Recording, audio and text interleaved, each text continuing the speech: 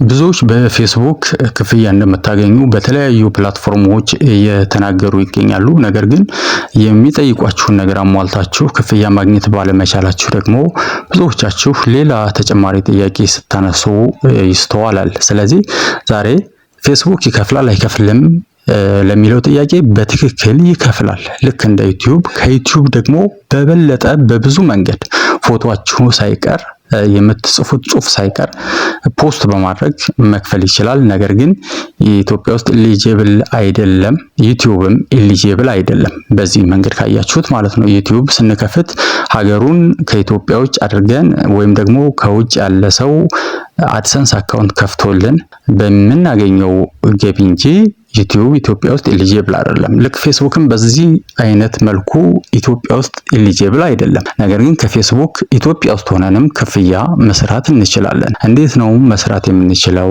የተለያዩ ሰዎች የተለያዩ ትምህርቶችን ይሰጣሉ። ከዚህ በኋላ በቀጣይነት በተከታታይ ደግሞ እኛ ተግብረን ያየነውን ነገር ወደ እናንተ እናደርሳለን ማለት ነው። የመጀመሪያው የሚሆነው አካውንታችሁን ወደ ፕሮፌሽናል ዳሽቦርድ መቀየር ነው። የፌስቡክ ፕሮፋይላችሁ መጀመሪያ ላይ ጓደኛ ስትመርጡ ወይም ጓደኞች ሲጠይቋችሁ ፍሬንድ ሪኩዌስት አላችሁ ነው የሚላችሁ።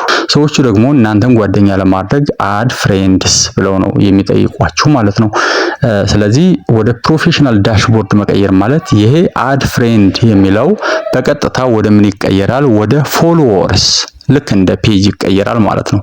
እሱ እንዳንድ መመዘኛ ሆኖ ሌሎች መስፈርቶች አሉ። ነገር ግን ፕሮፋይላችሁን ከአድ ፍሬንድስ ወደ ፎሎወርስ ወይም ወደ ፕሮፌሽናል ዳሽቦርድ ከመቀየር በተጨማሪ ከአካውንታችሁ ጋር የተያያዘ የፌስቡክ ገጽ ካላችሁ ቅድሚያ ለዚያ እንሰጣለን ማለት ነው።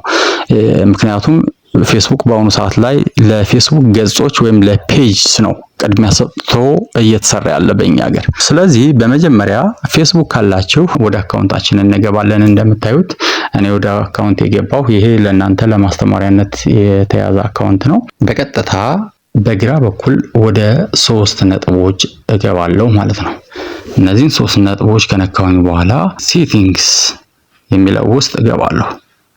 ይሄ ፔአውትስ የሚለው ሌላ ጊዜ እናየዋለን። ወደ ክፍያ ሲስተም ስትገቡ የሚመጣላችሁ ነው። እናንተ አካውንት ላይ ላታገኙት ትችላላችሁ መረጃ ካልሰጣችሁት። ይሄ ደግሞ ሌላ መስመር ስላለው እሱንም ሌላ ቀን ላይ በቅደም ተከተል ከዚህ በኋላ የምናየው ይሆናል ማለት ነው። ነገር ግን ዋና ትኩረት የምናደርግበት ለዛሬ ፕሮፌሽናል ሞድ የሚለው ነው። እዚህ ጋር እንደምታዩት ማለት ነው ከላይ ይህንን እንዴት ነው ፕሮፌሽናል ሞድ የሚለውን የምናገኘው ካላችሁ ከዚህ በፊት የሰራሁት ቪዲዮ አለ፣ እሱን መመልከት ትችላላችሁ። ነገር ግን ወደ ፕሮፌሽናል ሞድ መቀየር ብቻ ደግሞ በቂ አይደለም። ለምን ካላችሁኝ ፕሮፌሽናል ሞድ ከቀየርን በኋላ ማስተካከል ያለብን ነገሮች አሉ። እነዚህን ማንም እስካሁን አይነግራችሁ። ፕሮፌሽናል ሞድ አክቲቭ ካደረግን በኋላ ምንድነው የመጣልን? ፕሮፋይል ሪኮሜንዴሽን መጥቶልናል። ይሄ ማለት ምን ማለት ነው? ፕሮፋይላችንን በምን መልክ ማስተካከል እንዳለብን ነው። እዚህ ጋር ግዴታ ዋትስአፕ ኮኔክት ማድረግ አለብን። ገጽም ይሁን አካውንታችን ወደ ፕሮፌሽናል ገጽ ተቀየረ ማለት ወደ ቢዝነስ ተቀየረ ማለት ነው። ወደ ቢዝነስ ሲቀየር ደግሞ ማሟላት ያለብን ነገሮች አሉ። ዝም ብሎ ቀይሮ መቀመጥ ሳይሆን እንደምታዩት የዋትስአፕ ነምበራችንን ማስገባት አለብን። እዚህ ጋር እንደምታዩት ሜሴጂንግ ቱል መብራት አለበት። ሜሴጅ የምንደራረግበት፣ ምክንያቱም ስለ ቢዝነስ ያወራሉ ወይም ገጹን ቢዝነስ ያጎለብቱበታል፣ ቢዝነስ ይሰሩበታል ተብሎ ነው የሚታሰበው። ማስታወቂያዎች በእናንተ ገጽ ሊሄዱ ይችላሉ። እናንተ ከሌሎች ደንበኞች ከሆናችሁ ማስታወቂያዎችን ልትለቁ ትችላላችሁ። ይህም ደግሞ ሌላ ትልቅ ቶፒክ ስለሆነ ሌላ ጊዜ እናየዋለን ማለት ነው። አንድ ባንድ እንደ መጀመሪያ ለማየት ፕሮፌሽናል ሞድን አብርተን መተው ብቻ ሳይሆን ሜሴጅ ቱል ኦን መሆን አለበት።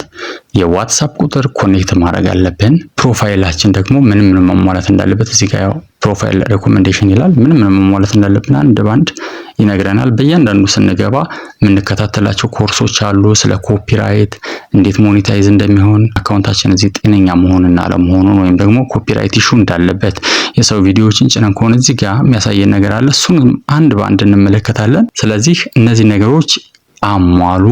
ከዚያ ቀጥለን ደግሞ አንድ ባንድ በቀጣይነት ምን ማድረግ እንዳለብን እንመለከታለን ማለት ነው።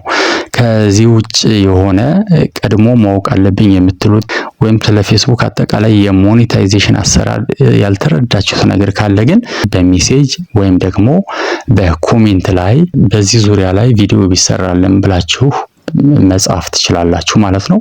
አንድ ባንድ ሁላችንም ሁሉን ነገር ተረድተን እናድጋለን፣ እንለወጣለን ማለት ነው። መልካም ጊዜ ይሆንላችሁ።